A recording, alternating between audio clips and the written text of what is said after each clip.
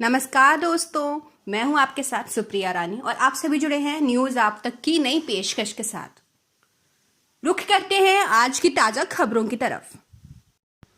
दोस्तों, वीडियो देखते देखते चैनल को सब्सक्राइब करना ना भूलिएगा ताकि हम आप तक प्रतिदिन की खबरें सही वक्त पर प्रतिदिन आप तक पहुंचा सके।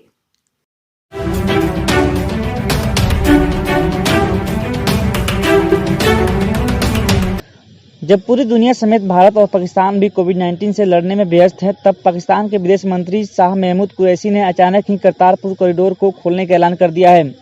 पाकिस्तान ने 2 दिन बाद ही 29 जून 2020 से सिख गुरु महाराजा रंजीत सिंह की शहीद दिवस से सिर्फ सिख यात्रियों के लिए इस कॉरिडोर को खोलने का प्रस्ताव किया है। कोरोना के देश भर में बढ़ते संक्रमण और जुलाई में इसके चरम पर पहुंचने को लेकर लगाए जा रहे अनुमानों को देखते हुए फिलहाल जुलाई में अब कोई भी परीक्षा नहीं होगी। सीबीएसई की बाकी बची परीक्षाओं को रद्द करने के ऐलान के बाद मंत्रालय ने जुलाई में प्रस्तावित अन्य परीक्षाओं को लेकर भी ऐसे ही संकेत दिए हैं। साथ ही इसे लेकर नए सिरे से समीक्षा शुरू कर दी है। पूर्वी लद्दाख में भारत और चीन के बीच खूनी झड़प के बाद भारत अब पूरी तरह चौकन्ना है। वास्तविक नियंत्रण रेखा पर चीनी लड़ाकू जेट और हेलीकॉप्टर दिखाई देने के बाद भारत अब अपने उच्च मारक क्षमता वाले हथियार LAC पर तैनात कर रहा है।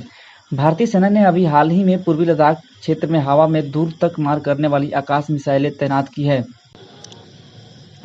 केंद्रीय स्वास्थ्य मंत्री डॉक्टर हर्षवर्धन ने कहा है कि देश की रिकवरी दर 58% से ऊपर चली गई है और लगभग 3 लाख लोग कोरोना से ठीक हो चुके हैं।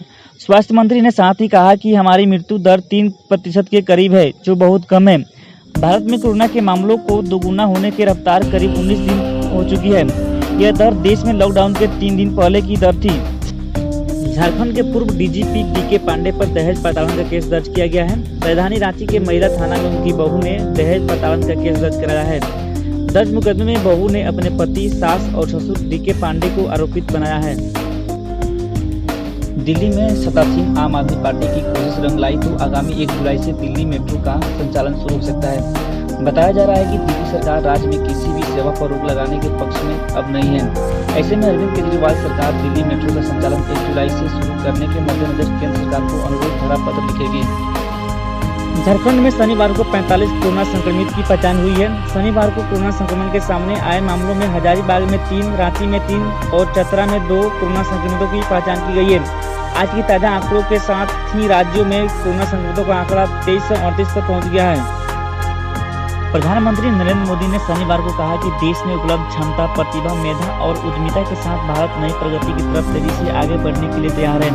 अंतर्राष्ट्रीय MSME के दिवस पर chamber of Indian micro, small and medium enterprises को भेजे एक पत्र में प्रधानमंत्री नरेंद्र मोदी ने कहा है कि देश को आत्मनिर्भर बनाने के लिए भारत में वैश्विक स्तर के उद्योग का गठन किया जाएगा। एक मजबूत सप्लाई चेन का निर्माण किया जाएगा। बड़े पैमाने पर रोजगार का सृजन किया जाएगा। बचेली के लव एयर्स खदान की रखवाली में तैनात CISF के जवानों पर नक्सलियों ने शनिवार सुबह हमला बोल दिया। झड़प में एक जवान के सिर पर चोट आई। जवान की वॉकी टॉकी और मोबाइल छीनकर ग्रामीणों की वेशभूषा में पहुंचे नक्सली भाग गए। देश में कोरोना वायरस के मामलों में शनिवार को जब कुल कोरोना वायरस के मामले 5 लाख का आंकड़ा पार कर गए। यहाँ के अखिल भारतीय आयुर्विज्ञान संस्थान के निदेशक डॉक्टर रणदीप गुलेरिया ने कहा कि देश में कोरोना वायरस मृत्यु दर काफी कम होती जा रही है। कांग्रेस नेता कपिल सिब्बल ने भारत चीन सीमा विवाद को लेकर केंद्र सरकार की मंशा पर सवाल खड़े किए हैं। प्रेस कॉन्फ्रेंस में सिब्बल ने प्रधानमंत्री से जानना चाहा कि चीन हमारी सीमा में 18 किलोमीटर तक कैसे घुस आया। उन्होंने प्रधानमंत्री नरेंद्र मोदी के उस बयान पर प्रश्न चिन्ह लगाया है जिसमें उन्होंने कहा था कि चीन ने भारत में कोई घुसपैठ नहीं की है।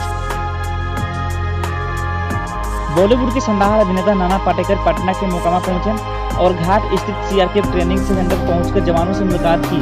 साथ ही नाना पाटेकर ने खेती के परंपरागत साधन हल बैल से खेत भी जुताई की। इस दौरान नाना पाटेकर की एक झलक पाने के लिए लोगों की भीड़ जमा हो गई। नाना ने सभी हाथ हिलाकर अभिवादन किया।